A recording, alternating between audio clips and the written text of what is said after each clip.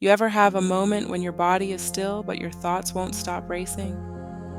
Maybe it's that wave of guilt for saying no, or the tension you feel when you're about to set a boundary. It's like your emotions and your body are speaking a language you were never really taught how to interpret or soothe. That's where emotional freedom tapping, or EFT, comes in. EFT is often called tapping, and it's kind of like acupuncture without the needles. It's a blend of modern psychology and ancient wisdom, using your fingertips to gently tap on specific acupressure points on the body while you speak a truth about what you're feeling. And I know it might sound a little out there at first, but the science behind it is real and it's growing.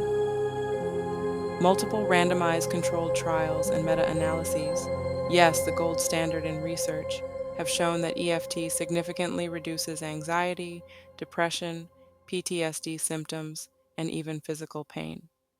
In fact, one meta-analysis published in the Journal of Nervous and Mental Disease found that EFT had a strong effect size in reducing anxiety symptoms. Another study showed measurable drops in cortisol levels, the stress hormone, after just 1 hour of tapping. Now let's bring in a little bit of that Eastern science, because it's important to honor where these practices come from. In yogic theory and many other Eastern systems of medicine, the body isn't just physical, it's energetic. Our life force, or prana, flows through channels called nadis and congregates in energy centers known as chakras. These systems were always ahead of their time in recognizing that emotional and physical pain are interconnected. So when we tap, we're not just addressing the mind, we're working with energy. We're moving it, calming it, balancing it. And here's what's beautiful about EFT. It helps untangle those tight knots between our thoughts and the emotions that ride with them. See, our brains are always trying to make sense of things. If a painful thought keeps repeating, it starts to feel like truth. But by tapping on these acupuncture points, many of which are near nerve clusters on the face and chest, we send calming signals to the brain. We disrupt the default pattern. It's like we're whispering to the body, hey, it's safe now. You don't have to brace for impact.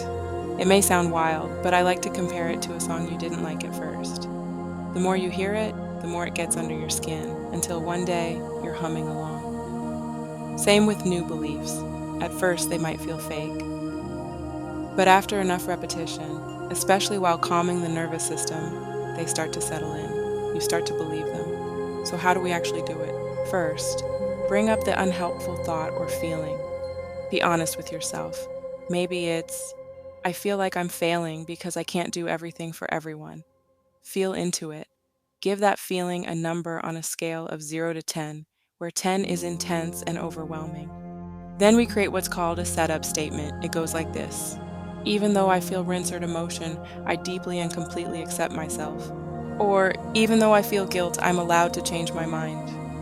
That part is important. It holds space for both the pain and the possibility. To start tapping, use 2 or 3 fingers to gently tap on the side of your hand, that's the karate chop point, and repeat the setup statement 3 times.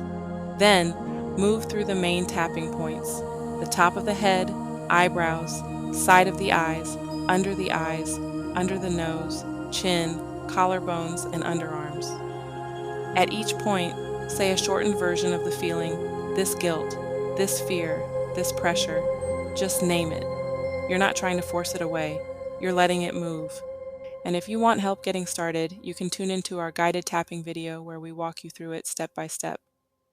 Or, if you want to try it on your own, just search EFT tapping diagram and follow along using one or more of the points that feel right for you. There's no wrong way to begin. Your body knows what it needs. After 1 or 2 rounds, pause, take a breath. Rate that intensity again from 0 to 10. You might be surprised, it could already feel lighter.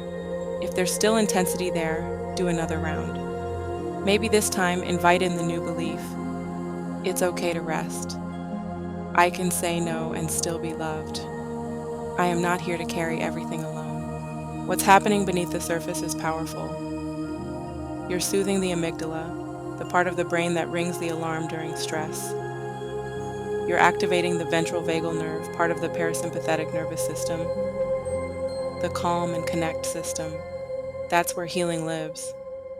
You're helping your chakra centers, especially the throat, expression, the heart, compassion, and the solar plexus, boundaries and self-worth, return to balance. You're even stimulating facial nerves connected to emotion regulation. Think about how much emotion we hold in the jaw, the brow, the eyes. This is deep work, it's ancestral work, and it's your work, done in a way that honors your body, your history, and your brilliance. You don't need to be fixed, you're not broken, you just need a space where your nervous system gets to breathe, and EFT can be one of those spaces. So next time you feel that wave coming in, pause, tap, and tell yourself the truth. Even though this is hard, I am still worthy. Even though I'm scared, I'm learning to feel safe. Even though I feel like I have to be everything, I'm allowed to just be me. Let that truth play like a melody. You might find yourself singing along. If you enjoyed this video, subscribe so you don't miss out on our guided tapping video and other tools for the path to healing.